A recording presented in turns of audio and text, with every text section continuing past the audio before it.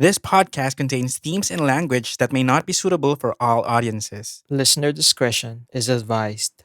Cripsilog. Cripsilog.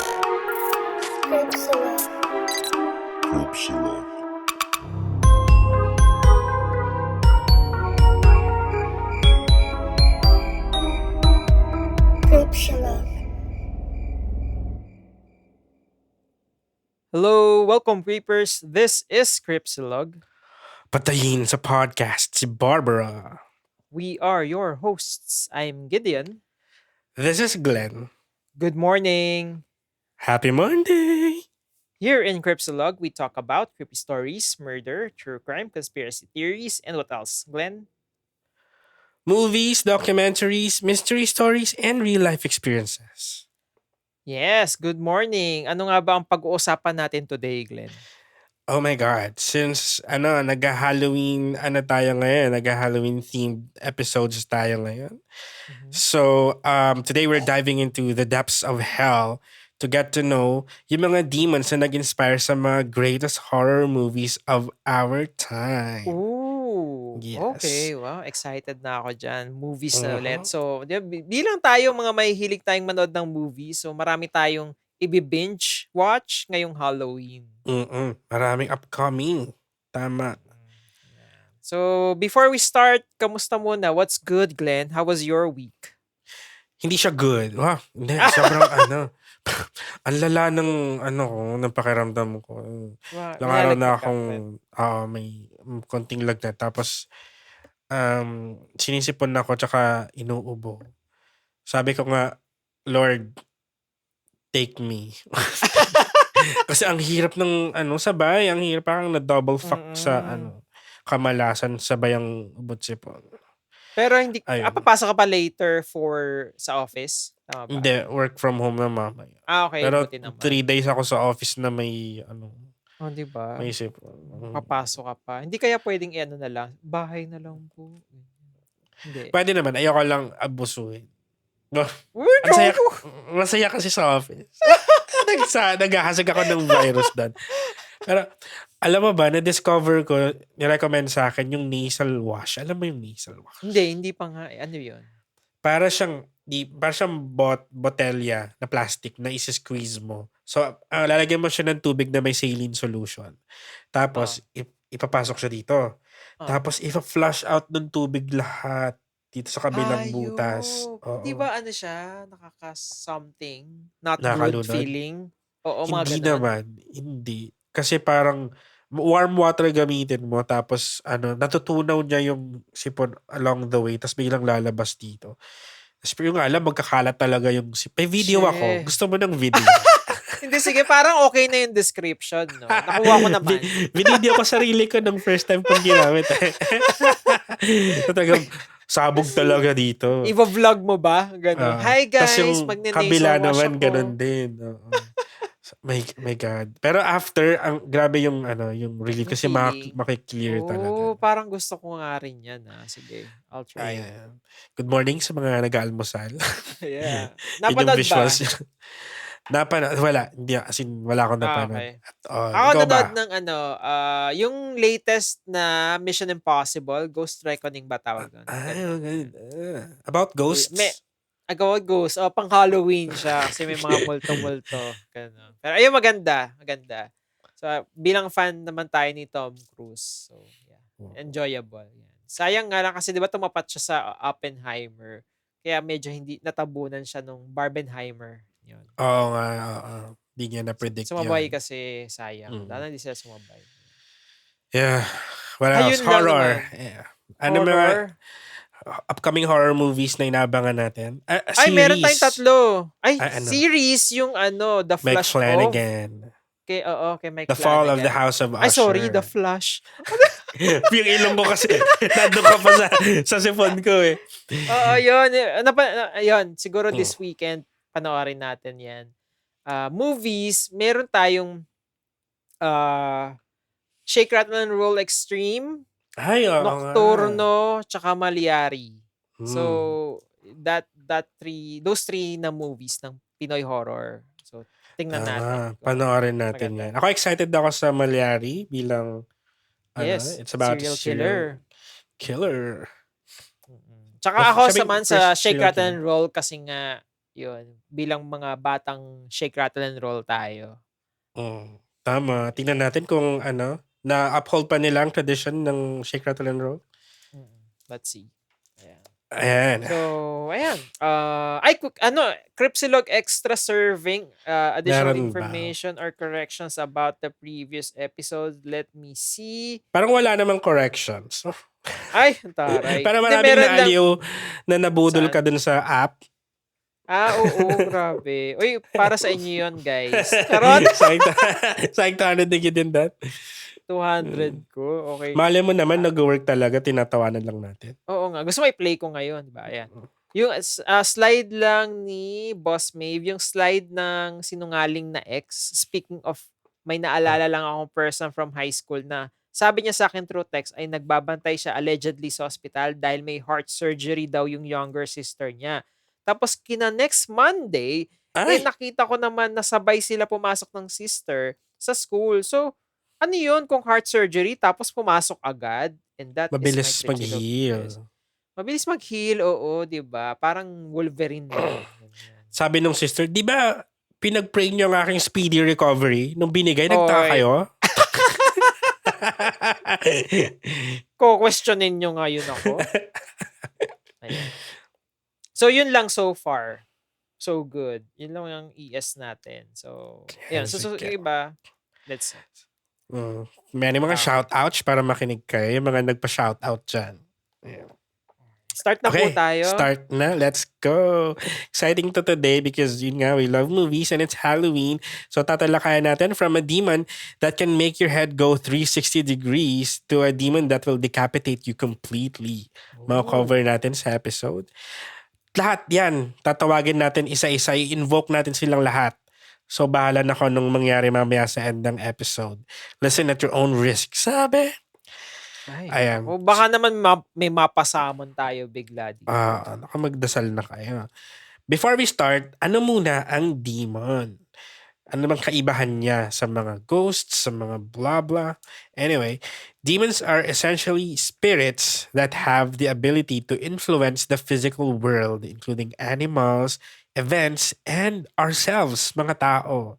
Yung term na demon is derived from the Greek word daemon, which means supernatural entity or spirit. At nagsimula daw tong term na to na hindi naman talaga negative at all. Because daemons could be either good or bad or just neutral. Pero dahil the word evolved over time, dumating sa point na the word demon specifically classifies malicious entities na pinagbibintangan kapag may nangyayaring mga pagkamatay, sakit, mental illnesses, and other terrible events like pagkasunog ng bahay na hindi maipaliwanag, laging ina-attribute na sa demon. So, naging negative na yung meaning niya. Pasensya na po kung sobrang barado ang ilong ko today. I'm really trying, you guys.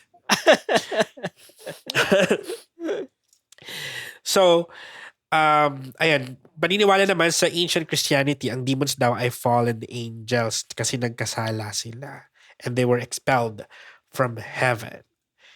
Kung may demons, ano naman ang demonology? Yun yung study of demons at whether or not naniniwala tayo sa demons, ang demonology is an existing science. So, meron siyang distinct methods of classification ng mga demons, naka-hierarchy, kasi naka-organize sila yung mga information sa kanila. May identifiers ang mga demons, like yung name nila, yung sigil nila, kung ano yung mga demonic powers nila at mga limitations, at kung paano sila i-summon. So, at sinasabi na mahalaga daw na maintindihan natin yung nature ng demons because it helps us protect ourselves sa influence nila. Kasi nga daw, lagi ang tao ay constantly engaged in a spiritual warfare between good and evil. Lagi tayong may ganun. So kung ini-impluwensyahan tayo ng demonyo, Doon na tayo gumagawa ng mga hindi maganda. So, hindi ko nga alam kung ilang beses na ako na-influensyahan eh. Kasi Nabulungan ng demonyo. Oo. Ganun. Marami akong nagawang hindi maganda this week. Feeling ko lalobosin mo ko pag tumawa ako. Turn your video on kung gusto niyo ng explosibong clip. Diyos ko, ano yung mga ginawa mo ngayon na parang gamit na gamit mo yung demon mo, di ba? Charot lang. Baka ikaw muna. Hindi, wala. Wala. Diba? Sa Wala bahay naman. lang ako. Wala. Tahimik lang ako. Oo, sige. Paka-judgmental mo kasi. Oo na, sa kaso kilala kita eh. Anyway.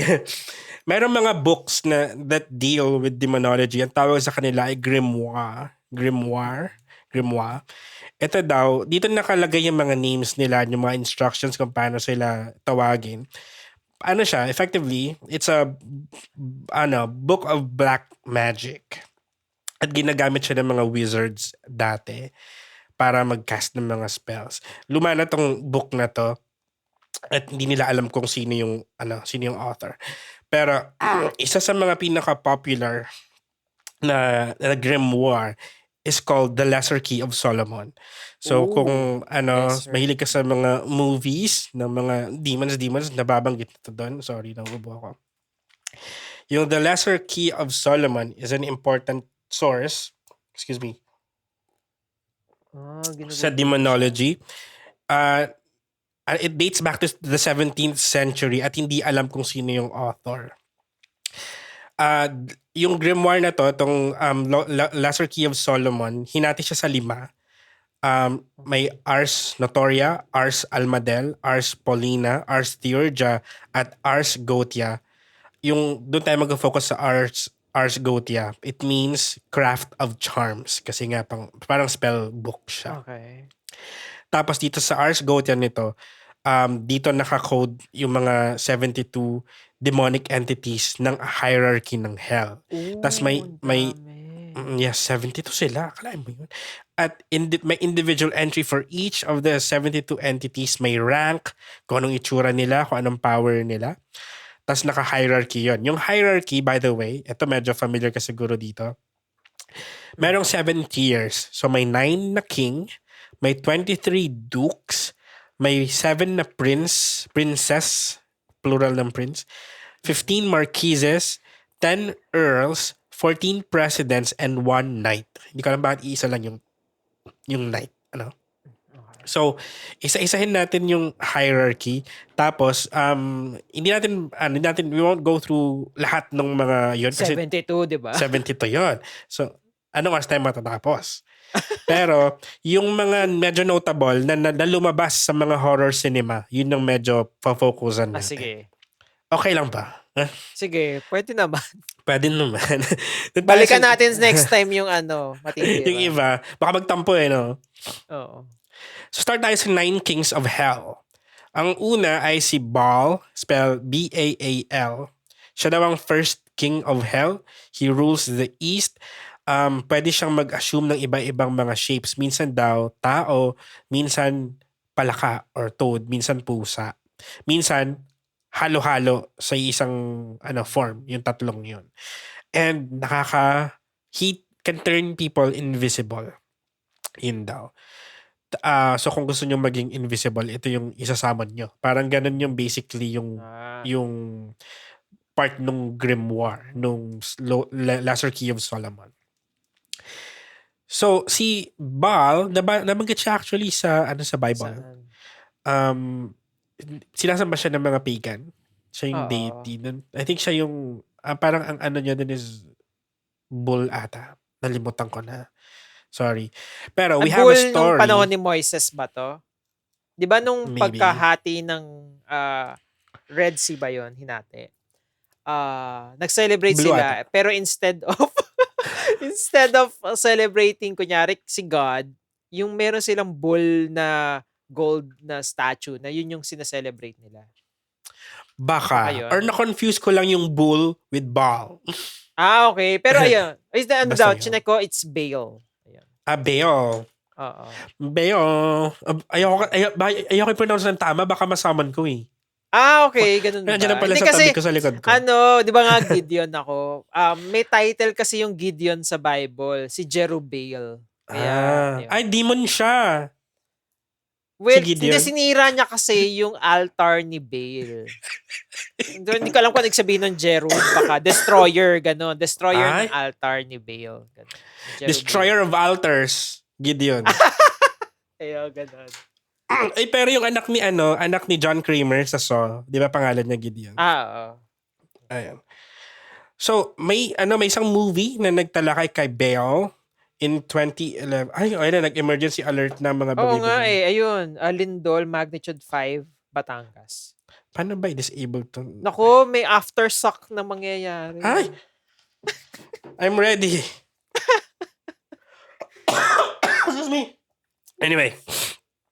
Okay, noong 2011, itong story na to, si Michael, isa siyang pare na nawala yung faith niya. And on the same day na dapat i-ordain siya sa pagkapare, nag-resign siya sa superior niya. So, yung superior niya, sabi, in-offeran siya, Michael, instead na mag-resign ka, I'll send you to Rome for 2 months and you will study exorcism under the Vatican's orders. Parang gano'n. So, si Michael, feeling niya, yung exorcism na yun, it won't help his absence of faith. Kasi nga parang na-fall out of faith na siya, di ba? Kaya siya nag-resign. So, pero pumayag siya. In-invite siya to visit Father Lucas. Si Father Lucas, isa siyang exorcist na gumagamit ng mga unorthodox methods sa kanyang pag-exorcise. And nang meet sila, at doon yung nakilala yung isang pasyente ni Father Lucas na isang 16-year-old girl na pregnant who was supposedly possessed by a demon. Tinatry nung nag-exercise si Father Lucas na i-free yung girl mula dun sa demon na nagpo-possess sa kanya. Pero si Michael, medyo skeptical siya kasi feeling niya nabuntis itong 16-year-old girl na to ng some man na hindi dapat gumalaw sa kanya.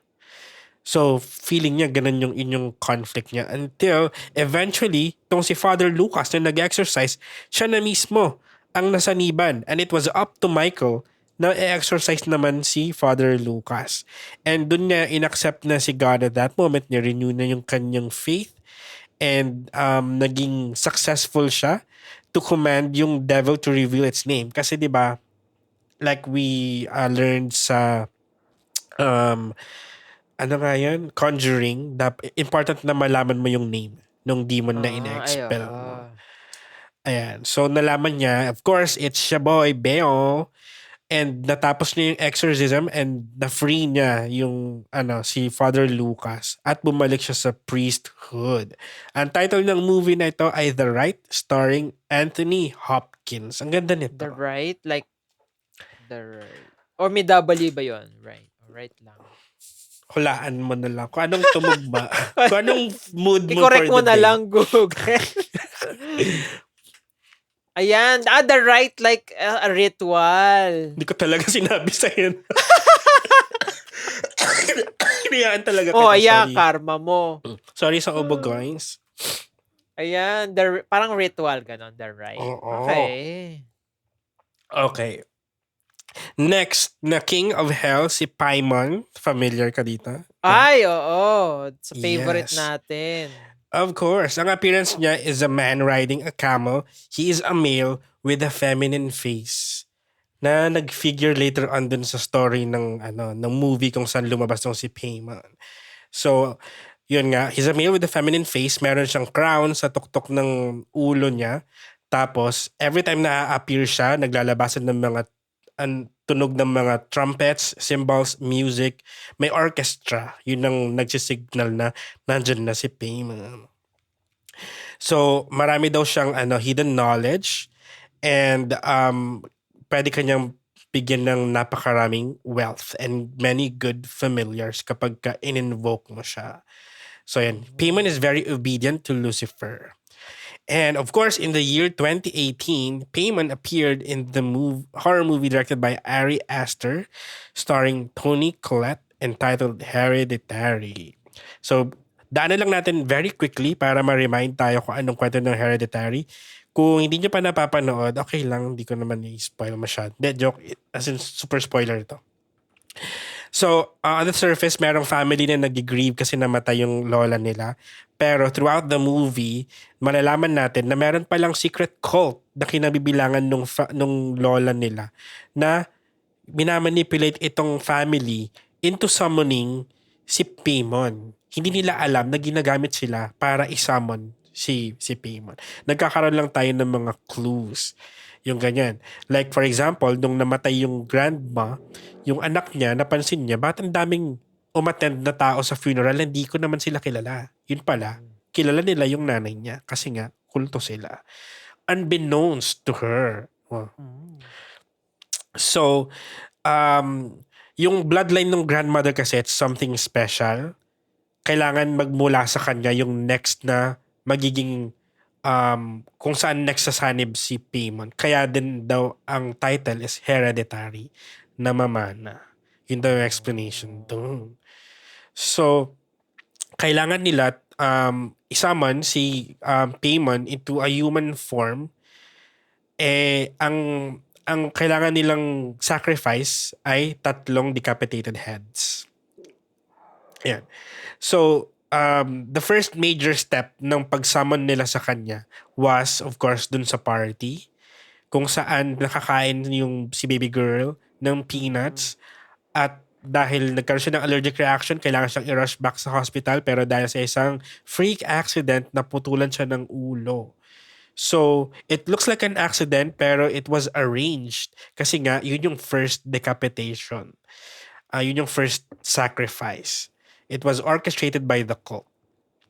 Second na decapitation was nung nalaman ni Toni Collette dun sa bahay nila na nandun yung bangkay nung nanay niya na walang ulo. Diba supposedly nung umpisa ng movie nilibing na nila yun.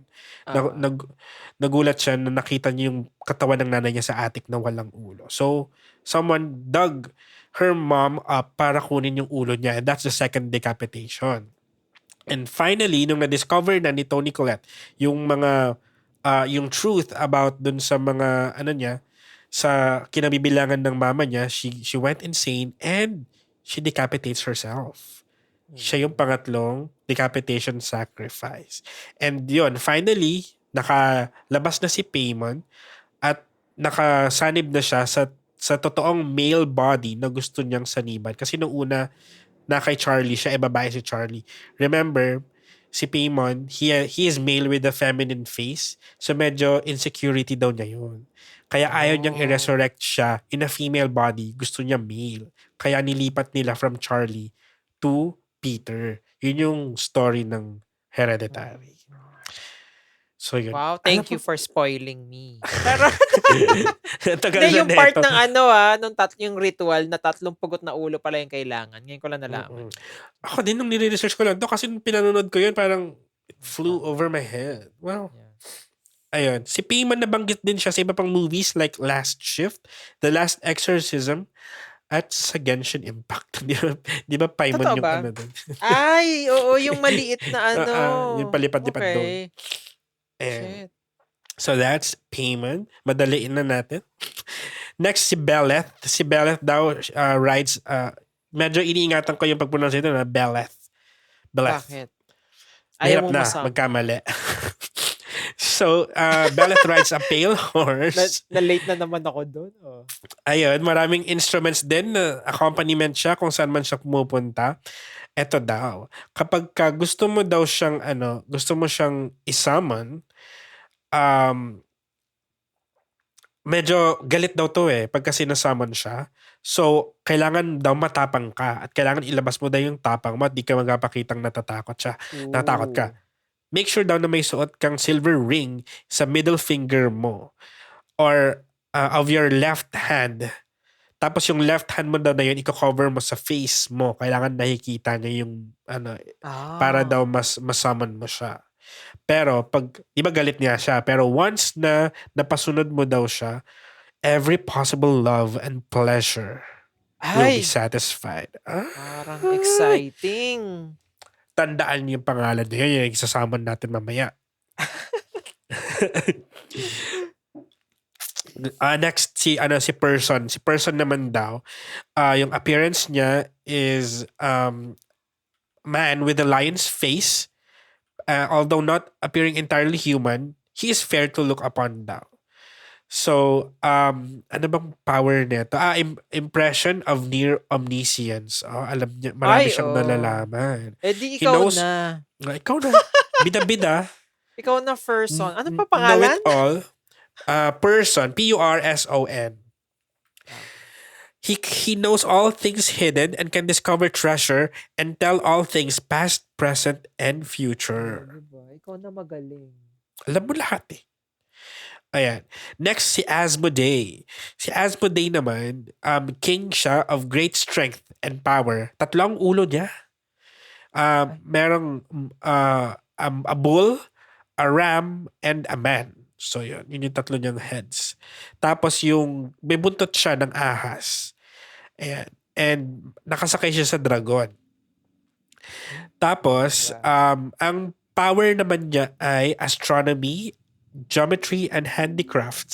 Si Kuya, kahit ganun yung itsura. taray nung handicraft.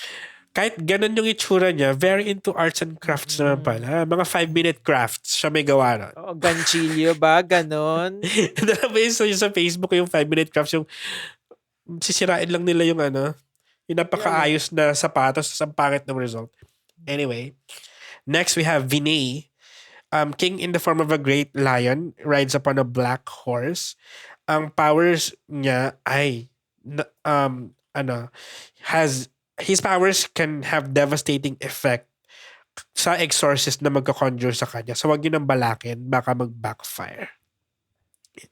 Si Balaam naman, described as a terrible and great powerful king. Tatlo din ng ulo niya, pareho nung kay kanina. Pangalan ni bakla? Asmodeus? Si Something? Asmodee. Okay. Oo. Tapos si Zagan, he takes the form of a bull with griffin's wings.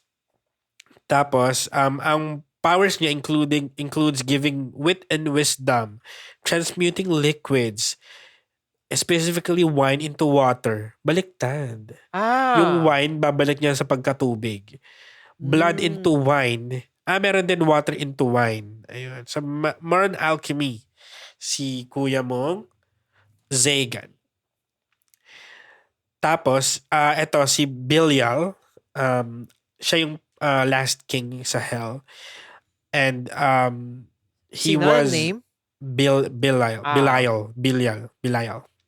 Ayan, created early on, second only to Lucifer. Ganun yung rank nila.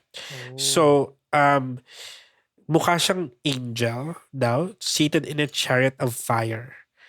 Tapos, ayun nga, he is a fallen angel at giver of gifts, bestowing wealth and prestige. Ay, And parang yung gusto ko movie, yung movie kung saan lumabas si Belial, merong isang girl, si Emily Rose. She was 19 years old when she was possessed by demons. In an extremely rare decision ng Catholic Church, ni-recognize nila yung possession niya as demonic at pinayagan na mag-perform ng exorcism. Inapprove yun ng family ni Emily na religious, pero tragically, she died after a few days. At dahil itong nag-exercise sa kanya na pare ang supposedly mag-aalaga sa kanya while she was being exorcised, si father ay inakusahan ng negligent homicide. So yun, kaya siya may chance na makulong. Pero si Father Moore, ang gusto lang niyang malaman gusto lang niyang mangyari is malaman ng mga tao kung ano talaga nangyari kay Emily Rose.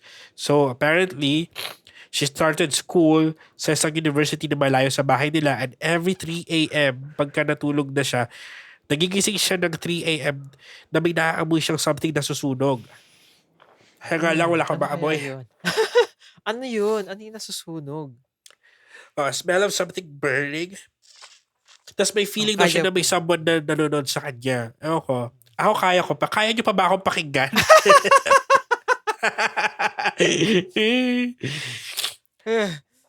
Tapos, yun. Inaatake din siya ng mga entity, nagkaka-convulsion siya, she started speaking in tongues, nagko-contort yung katawan niya. Until finally, nung in-exercise na siya, ni-reveal kung sino yung mga demon sa loob niya. So sabi ng mga demons, we are the ones who dwell within. I am the one who dwelt within Cain. Si Cain, na pumatay kay Abel. I Abel. am the one who dwelt within Nero. I once dwelt within Judas, and I was once with Legion. I am Belial, and I am Lucifer, the devil in the flesh. So, ang dami-dami nila doon. So, isa doon si Belial na nag-process sa kanya. Ayan. So, ang question ng movie was, yung visions ba niya ay hallucinations? Yung mga seizures ba niya ay epilepsy or for real na sinaniman siya? So, napakagandang movie nitong The Exorcism of Emily Rose. I love it. Yeah. Yeah, Ano ba yan? nagustuhan ko din siya. Oo, napanood ko siya and nagustuhan ko nga din siya kasi aside from may narinig pa namin yung Sorry. ASMR. Ay, may mute. I-mute mo, mga ganyan. Dito sa gitna. Ano to? Nung di ko marinig. Blub, blub, blub, blub, parang ganun. Pag mute ka, ito, ayan. Pipindutin mo. Ayan, aside from kasi, being a horror movie, courtroom drama din siya. And very interesting take yun sa mga exorcism movie. Kasi di ba nasanay tayo sa The Exorcist, di ba? So this is a different take on an exorcism movie. Love it. Correct. Yes, ang ganda nito. Ang galing ni Jennifer Carpenter dito portraying Emily Rose. Ayan. So we're done with the Kings of Hell. Punta na tayo sa 23 Dukes of Hell. Hindi ko na sila ni-research isa-isa pero yung mga pangalan nila isa-isahin natin. Kung sinong masama natin bahala na. Si Amdusias, si Agares, Valefar, Barbatos, Barbados ba to? Gusion, Eligos, Zepar, Bathin, Saleos, Aim, Buni, Berith, Astaroth, Focalor, Vepar, Vual, Crossel, Alocer, Murmur, Gremory, Vapula, Floros, at si Dantal. Yun. Tapos, after the 23 Dukes of Hell, ito na yung 7 Princes of Hell. Ito medyo familiar tayo sa mga to. These 7 princes are based upon the infamous 7 deadly sins, with each sin being associated with a specific demon.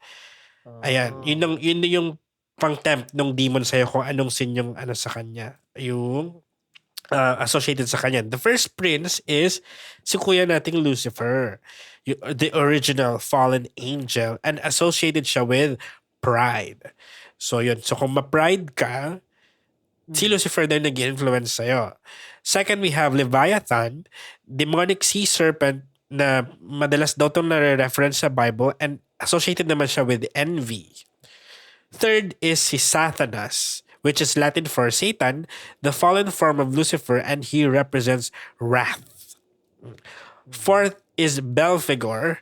Siya daw ang pinaka-lazy and most neglectful of all the former angels. So, of course, he represents sloth.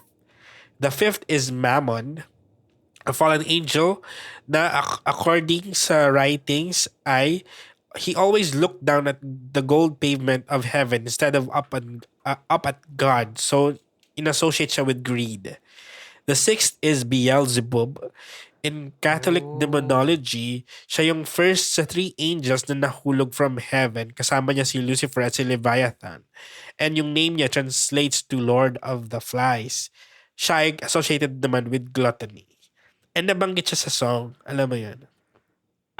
Beelzebub as the devil's desire for me. Doon, di ba? Tuloy mo. Ayaw, Tuloy tama mo. na. Ayan. I-add ko lang kasi Mm. yung mga ibang dito, yung mga joke specifically, may mga doon, may mga Gundam na gano'n. Barbatos, Gusion. Pag nag-search ka, Gundam, Gusion, Gundam, Barbatos. Yan, pangalan siya ng mga Gundams. Doon kinuha. Sa mga jokes kinuha. I mean yung mga demons, kinuha nila sa Gundam. Baliktad. Tao na yung Gundam. Ayan. And thank you sa additional info. Yung seventh na prince is si Asmodeus, depicted as a chimera with the chest of a human and leg of a chicken. Yung yung leg talagang kinuha sa chicken, tail of a Ano yung dragon, and pinaka-tsaka, di ba? di man lang wings. Pumili ka man lang ng matinong legs. Tail of a dragon and three heads, that of a man, ram, and bull. Yan. Despite this absolutely hideous appearance, Asmodeus represents lust. Sino-sino sa inyo ang ini-influence ni Asmodeus? Nako. Dami nyo, Marami I'm yan sure. sa Twitter. Kayo, grabe kayo. Napaka-high and mighty. Ito, after the princess, we have the 15 marquises of hell. Ito, mga pangalan nila Gamigin, Aemon, Leraje, Naberius, Ronove, Fornius, Marcosius, Phoenix, Sabnok, Shax. Baklang-bakla si Shax. Orias, Andras, Andrialphus, Kimaris, and Decarabia. So, di ko na alam kung tama yung mga pag-pronounce ko, no? May Phoenix din na Gundam. Ang weird, no? Parang, ba't sa demons sila kumukuha ng pangalan? Okay. Para maangas. Ganyan. Maangas, okay. Ito na, doon tayo sa 10 Earls of Hell. Pang ilan kaya dito si Campmaster Earl? Malaman natin. Charot lang. Campmaster. Si mga Earls daw ay si Furfur, si Rome, si Bifrons, at si Andromalius. Meron isa si Malthus. Ito pag-usapan natin ng konti. Si Malthus resembled a black ram-like humanoid demon with white eyes. Meron siyang 4 na sungay and yung forehead niya looks like that of a goat. And meron siyang mga horns na parang sa ram. May sharp teeth and whatnot. Shapeshifter siya. He takes on many forms, can be visible and invisible to humans, and can travel to different places as a shadowy mass of black smoke. Ayan. So, noong 2014, si John Form, a doctor, may binigay siyang porcelain doll sa kanyang wife na si Mia kasi expecting sila and ang kanilang first child, tapos yun yung regalo niya sa wife niya. And this doll was supposed to be placed in a collection of dolls dun sa nursery ng daughter nila. Afterwards, nang ibigay yun, merong isang satanic cult na nag-invade sa bahay nila at parang pinatay yata sila or hindi ko maalala. Pero yung doll na binigay ni John, yun ang naging conduit for the demon. Doon sumanib sa doll na yun. Yes. The demon spent time tormenting Mia and her daughter, Leah. Tapos, kinidnap nung demon si Leah at ibibigay lang niya kung kukuha niya yung soul ni Mia. And of course, alam na natin kung anong movie to. Ano? Alam mo hindi? Ano? Tsaka Annabelle. Okay. Annabelle creation. Basta yun. Supposedly, ang nag-hunt kay Annabelle na demon was Malthus. Oh, okay. Ayan. And now we get to the 14 presidents of hell. Nasaan kaya ang ating presidente dito? Hindi, wala siya dito. Grabe kayo. Barbas, Buer, Botis. Bakit? Morax, Glacia, Labolas, Foras, Malfas, Hagenti, Cameo, Ose, at may Ami. AMY. Si Ami, no? Si Ami, Chang Ami, nandito din. At yung panghuli ay isang kilalang-kilala natin, si Valak. Okay. Si Valak. Ang story naman ni Valak, nagsimula sa, hindi nagsimula, pero in Romania, isang pangyayari din. Several hundred years ago, may isang duke na nag-build ng abbey or monastery dun sa location kung saan meron daw supposedly portal ng hell at ang purpose nila was to bring Valak into our world for the first time. Kaso, yung plan ng Duke na to was stopped by the church nung nalaman nila yung gusto niyang gawin doon sa monastery.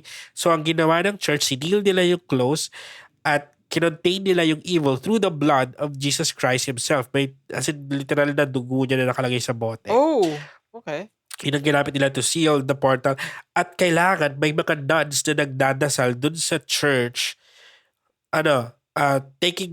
taking turns like 24-hour shifts. Kailangan merong nagdadasal, hindi pwedeng maputol yung prayer at any moment dahil kung hindi, baka lumabas si Valak dun sa portal. At Shit. at some point, nangamatay yung mga nuns na yon hanggang sa isa na lang yung natira at nagpakamatay pa yung natira.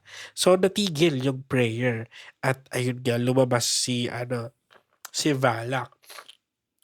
And yun, naghahanap si Valak ng a vessel na gusto niyang i-inhabit permanently. Pero yun nga, the only thing that could stop Valak was the blood of Jesus Christ. Luckily, nandun pa rin siya sa monastery. So, na-stop naman nila sa Valak. See you next time, bitch. Unbeknownst to Ay! them. Huh? Movie to? Ito yung movie? Oh, nandun. Okay. Okay. Kasi Hindi alam mo, nila alam. Ano? sige, go. Mamaya na, Ano? pagkatapos mo na. Hindi kasi Hindi hindi ko nila siya alam. naintindihan. Sino ba talaga? Go mo na, sige. Hala, dumilim paningin ko nung umubo ako. Is this it? Oh my God, it's time? Pag bumulagta ako dito, di nila alam na sumanib na pala si Valak dun sa likod, ay sa isang kasama nila si Frenchie. Ayun. So, nakuha din niya yung gusto niyang vessel. Doon nga siya sa lalaki sumanib. And then, we jump forward to all the way to 1971 na nakilala natin si Ed and Lorraine Warren. At meron silang presentation sa isang mga lectures nila. Pinakita nila na isang lalaki na sinasaniban ni Valak and it's Frenchie. So, yun. Still using him as a vessel. Ito na, last na. Itong last demon na tayo. Sino siya? Ang pangalan ng demon na ito is Pazuzu. Mhm. And, yun, described in Ah. ancient texts. Ha? Kasali ba to? Kay ano? Supporter ni Miss Jade So? Si Pasu. Pazuzu. Siya daw ang king of the wind demons. He stands on two legs and has human arms ending in claws with two pairs of wings, a scorpion's tail, a snake-headed erect penis, and a horned bearded head with bulging eyes and snarling canine mouth. Kailangan erect. So, yung story naman about this sa movie, sa Northern Iraq, isang priest, si Lancaster Marin, nagsumali siya sa isang dig doon, sa archaeological dig, at nahukay nila yung isang artifact representing Pazuzu. Then, many years later, tinawag siya to exorcise a 12-year-old girl na nagpapakita ng strange behavior. Like, umiihi si girl sa carpet, nagmamasturbate siya with the crucifix, Oh ganyan. my. So, the demon that possessed the girl, yung same demon na napuntahan niya dun sa archaeological dig years before, which was Pazuzu. Alam mo ba kung paano sinasummon si Pazuzu? Paano? Pazuzu. Please lang, Pazuzu. Ganon. So, ayan. Siya yung ating last demon who was featured in the movie The Exorcist. Sobrang favorite natin. Ay, And- add ko lang pala. Napanood ko din pala to recently lang, nung Sabado. Yung itong Exorcist. Oo. Yung Naalala ko nga classic. nung start ng movie, yun nga, meron sila nasa archaeological site sila. Tapos nakita nga nila yung nakaganong si Pazuzu. Nakaganyan. Diba? Si Pazuzu. Oo. Si Yung may Pazuzu wings. pala yun. Oo. Okay. Kaya pala erect yung penis kasi Kasi, mahilig siyang Pazuzu.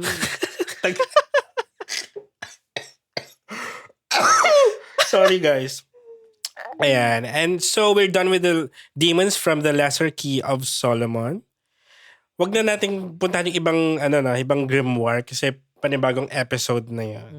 We have Okay na a tayo few dito. more, okay na tayo dito. Marami pang ibang demons na hindi nabanggit dun sa, pero wala outside the Lesser Key of Solomon na sila.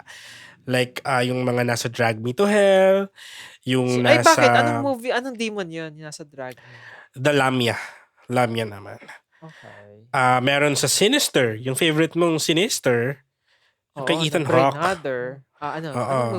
Anong Si demon siya? Bugul. Bugul daw. Bugul. Um, Pero nasa Lesser Key din ba sila? Iba. Nasa Lesser Key of Solomon pero hindi sila sa Ars Goetia. Nasa ibang Ars sila. Di ba okay. hinati sa So, 5? Ars. Ayun. Okay. Tapos meron din sa Constantine, may demon din doon. Hindi ko na lang nakuha yung pangalan niya. Basta yung demon doon nagtatagalog. Oo. Di Yung ba? sa simula, yung ina-exercise niya. Okay. Tsaka si Sixtus, the lipstick face demon sa Conjuring ba yun? Conjuring. May mga Pinoy demons din na hindi natin alam kung sino talaga sila. Pero, na-feature yung iba sa Clarita, yung horror movie na Clarita. Ewan ko kung napanood mo yung Violator. May demon din doon na feature. Pero Sure hindi rin pinangalanan. Pero sumanib din yung demon sa isang character. And Quaresma. Oh! Hindi ko maalala kung anong demon yung... Binanggit ba nila kung sino? Hindi, basta demon na. Okay. Ayun. Parang gusto ko ulit panoorin yung Quaresma. Oo nga, ang creepy ni John Arcilla doon. Grabe. Especially that monologue. Ayo. Ayun guys, so hopefully na-enjoy nyo yung rundown natin ng mga demons from all the levels of hell at yung mga movies kung saan na-feature yung iba. If you want, you can binge para ma-refresh ang inyong memory sa mga demons, lalo na mag-Halloween. And kayo, sinong favorite nyong demon sa movies? Favorite ko si Belial kasi feeling ko magugustuhan ko yung mga may offer niya sa akin. Ako si yung kanina ang hina ko sa pangalan yung mga pleasure, si Asmodee ba yan? Oo. Ayun. Siya. May i-add lang ako. Kasi, di ba, mahilig ako umattend ng mga cons. Tapos may mga binibili ako mga comics, books. Tapos binili ko kasi to. Ay. Ano to? Diablo. A Talk of the Notions of the Devils in the Philippines. Gawa to akda ni John Carl Gaversa and Javier Gomez. Wow. So maraming salamat sa inyo. Nagpa-autograph nga ako sa kanya. Sabi niya, beware the spirits. Yeah. Tapos dito sa book, yung iba't ibang mga demons na sa Pilipinas daw. Discussion of Devils in the Philippines. Hala, parang magandang episode din yan. The Mastiff, The Whisperer, Demon that can ruin physical body, The Face of Tapar, ayun. Gatmaitan Quotes, may mga ganun. So, ayan. Parang gusto ko yung gawa na episode kaso wala akong book. Papadala ko sa inyo. Punta ako sa inyo. Tapos, bigay ko sa'yo to. Ayan, pero ayun. Ay, pwede. Alam mo, mag-Halloween ulit tayo sa labas. Sige. Dalin mo yung book yung gawin nating episode. Maraming akong mga horror books nga din dito. Di ba? Bumili ako ng Libing Isa. Although yun, very fiction naman siya. Tapos, meron pang iba ng mga horror books. Ayun. Tawagin natin si Apocalypse at ipasamon natin ng mga demon para gawing guests. Yeah. Ayun. Maraming salamat, Glenn. We enjoyed. Marami tayong natutunan dito sa mga demons na to. Hindi. Di ba parang kung hindi ka ako, hindi naman ako naniniwala sa mga demons. Parang this is a work, parang ano tawag dito? Literature work. Kasi nga, di ba, this is a book na nakita nila and hindi nila alam kung sino author. So, yun lang. Diba? Parang it's another look into the culture of a society. Kasi nga, di ba, merong mga demons and nakapangalan siya ng 72, nabigyan niya ng characteristic yung each demons na to, yung gano'n. So, that's what I appreciate naman dito sa somebody na skeptic. Nako, alam mo ba kung sino unang mga sinasaniba? Sino? Mga non-believers. Yung bigla ko na mga naghahamon. Tumitirik ang mata dyan. Diba? Hey, yo, demons, it's your boy. I believe lahat kayo na pong bahalang magparusa kay Gideon. Pinaniniwalaan ko kayong lahat, so wag it's ako. It's me, ya boy, Gideon. Nasaan na kayo, mga demons? Pag ikaw talaga lumutang bigla dyan. At least May na-record content natin. tayo, for Oo. clout, 'di ba? Why For not? clout. Naku, baka finally magkaan na tayo sa TikTok. Ay, Ba, di ba? lumutang na. Ayaw nyo pa rin mag-follow. Baka ma-monetize na yung TikTok natin, kids. Ay, hindi, pwede na siya yata. Pwede na. Mm. Ayun lang. Ayun. Thank you, Glenn, dito sa discussion Thank you. about demons. We love it. Sana more to come.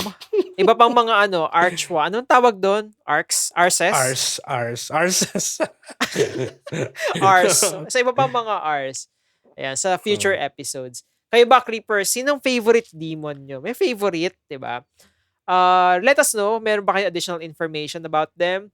Use hashtag CryptSilogES or you may slide into our DMs sa Facebook, Instagram, or Twitter. We are CryptSilog. And TikTok.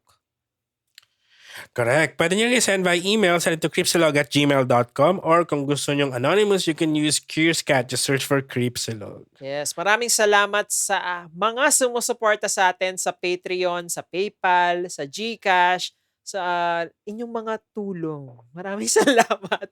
You may Sa pang-ulam. support us. Pang-ulam natin yan. You may also support us by sharing the episode to your friends.